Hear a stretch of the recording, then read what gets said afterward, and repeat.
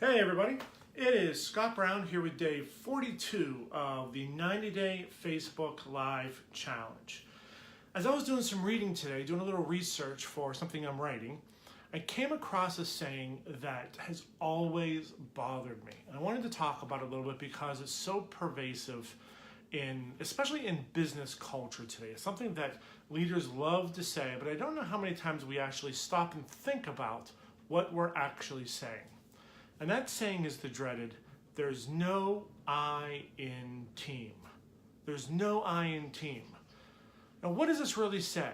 Well, for one, it says that you're able to spell four-letter words. Congratulations.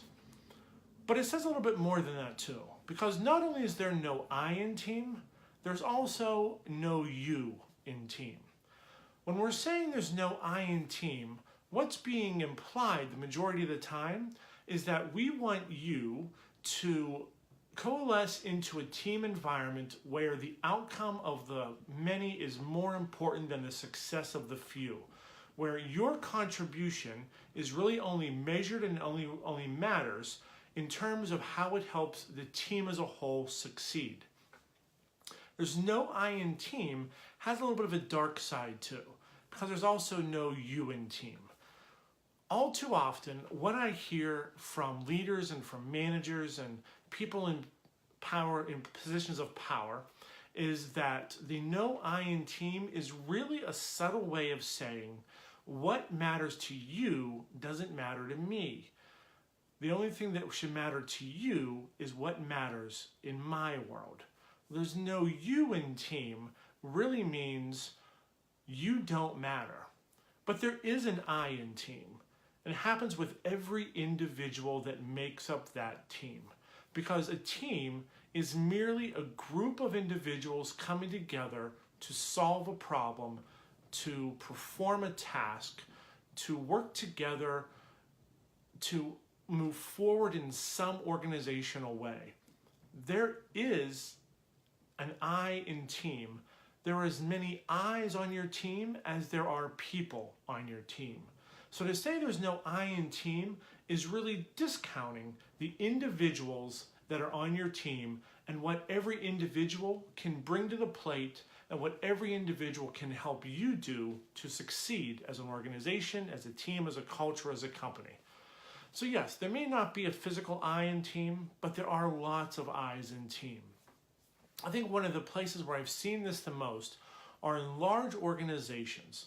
And there's a company I worked for a few years back in the late 90s, early 2000s that had this tagline at the end of every one of their advertisements to recruit people. And it said, drawing creativity from diversity.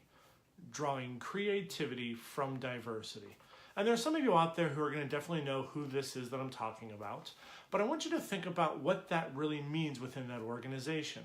What they're really saying is they're trying to attract a diverse pool of candidates, not necessarily because they want to have everyone's opinions, but they want to be able to show that they're representative of the country as a whole, that they're representative of the makeup of their market, of their customer base, of the people that are going to come and buy their product. Because when it comes down to actually working there, the thing that I found the most is that they weren't drawing creativity from diversity, they were drawing diversity in terms of measuring numbers of employees in different positions. They wanted to be able to show the public and show government entities that they were a diverse organization that was committed to hiring regardless of gender or age, ethnicity or religion or any of the other protected categories. But what they didn't do, and this is the most important part, what they didn't do is they did not help their leaders and their managers build cultures and team environments where everybody on that team was able to fully contribute the best of what they had to offer to help that team succeed. There was no I in that team. All that they wanted was to hire individuals to have them do more of what was always done. Think about your own organization and the teams that you work with. How often are you promoting ideas based upon what's always been done And how often are you uncomfortable with hiring people that love to ask the dreaded question, what if? What if we did it a different way? What if these weren't the results that we had to live with? What if we hired from a different market? What if we attracted different customers? What if our customers looked at us in a different way? What if is a dreaded question for a lot of organizations because it means you have to think differently, work differently, and behave differently. You have to be different than what you were before. And different can be uncomfortable. In order to keep that center of gravity only looking at what is and not what could be, you really have to hire people who are comfortable and who want to remain the same, who don't want an I in team, who are willing to give up what makes them individually great in order to fit into the team as a whole. The great thing about working with people isn't that there are people around you and isn't that there's a diversity of individuals' backgrounds, but the great thing about working with people should be what they bring to the table, their ingenuity, their creativeness, their inspiration for change, for growth, for doing something better than what's ever been done before. What's great about groups of people isn't what makes them the same, but is what makes them different. And the most successful teams are the ones that are able to bring all of those individual components together to have one goal. And that's really what the No I in Team is supposed to be saying, but in reality, it's usually not.